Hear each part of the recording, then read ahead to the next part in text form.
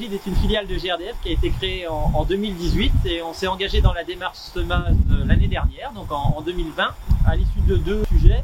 Le premier, c'est on vend de la sécurité et plus particulièrement de la sécurité gaz, parce qu'on propose l'entretien des installations après compteur dans le monde industriel et tertiaire. Donc ça nous semblait évident d'engager une démarche de prévention, santé, sécurité, environnement au sein de notre entreprise, auprès de nos salariés et de nos prestataires.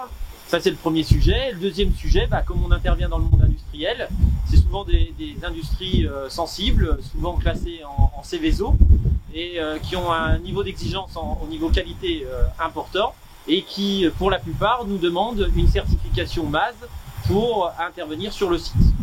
Donc, au-delà de cette certification MAS, c'est l'outil qui nous semblait intéressant. Ça nous permettait de structurer notre approche SSE. Et pour lancer cette démarche, on s'est fait accompagner du cabinet Antea Conseil. Le MAS est un référentiel HSE. C'est un référentiel privé qui a été créé dans les années 90 par des industriels pour contribuer à l'amélioration des performances en matière de santé, de sécurité et d'environnement. Et qui va s'appuyer sur 5 axes. Le premier axe, c'est l'engagement de la direction. Le deuxième axe, c'est tout l'aspect de compétences, qualification du personnel pour réaliser le travail en sécurité. Le troisième axe, c'est la réalisation du travail qui va s'appuyer sur une analyse des risques, sur une préparation du travail, sur une réalisation qui est conforme par rapport à ce qu'on a préparé, ce qu'on a analysé, et enfin s'appuyer sur le retour d'expérience de manière à permettre de conduire cette démarche d'amélioration continue. Puis enfin, c'est tout ce qui va être relatif à l'efficacité, à l'amélioration, au travers des audits terrain, des audits système, mais également de l'exploitation des remontées d'informations du terrain, les bonnes pratiques, les situations dangereuses et malheureusement de temps en temps les accidents sur lesquels il faut qu'on apprenne et rechercher les causes racines de manière à ce que l'accident ne puisse plus se reproduire par des actions correctives qui sont pertinentes, qui porteront sur l'organisation ou le matériel. Concrètement, les actions qui ont été mises en place pour lancer cette démarche côté Accès Gide, le premier, c'est évidemment l'engagement de la direction avec la rédaction d'une politique santé, sécurité, environnement. Deuxième chose importante, c'est l'engagement évidemment des collaborateurs et l'ensemble des partenaires et parties prenantes qui sont souvent en première ligne sur les chantiers. Le gros sujet qui a été rédigé, c'est la rédaction de tous les modes opératoires et analyse de risque pour l'ensemble de nos prestations, qui nous permettent d'avoir une meilleure préparation de nos chantiers et une donnée d'entrée pour instruire les inspections communes.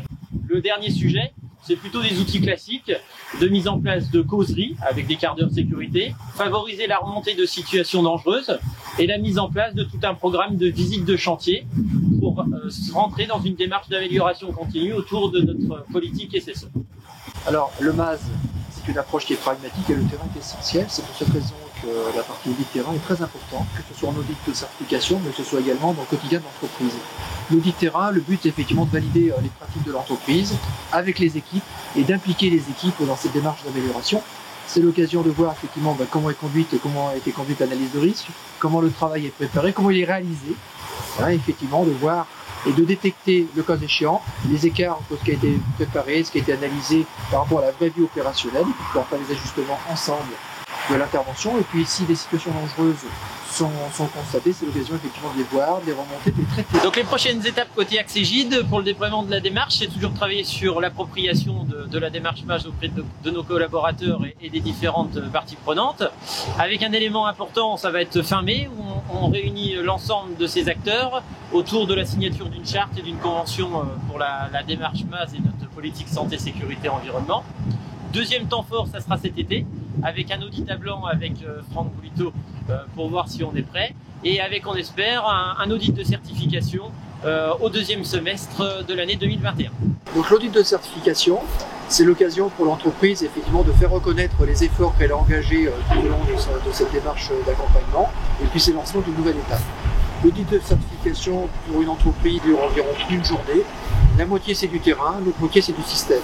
Lors de l'audit système, on va balayer l'ensemble des 5 axes pour valider leur efficacité et leur conformité. Et après l'audit terrain qui aura permis de valider l'efficacité des pratiques, l'auditeur ou l'auditrice feront une réunion de clôture où nous restituerons les résultats. L'auditeur présente ensuite le rapport devant un comité de pilotage.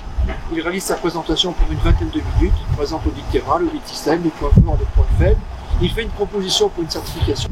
Ensuite, il est questionné par les membres du comité de pilotage sur le résultat. L'entreprise est informée de sa certification longue et de la durée de certification.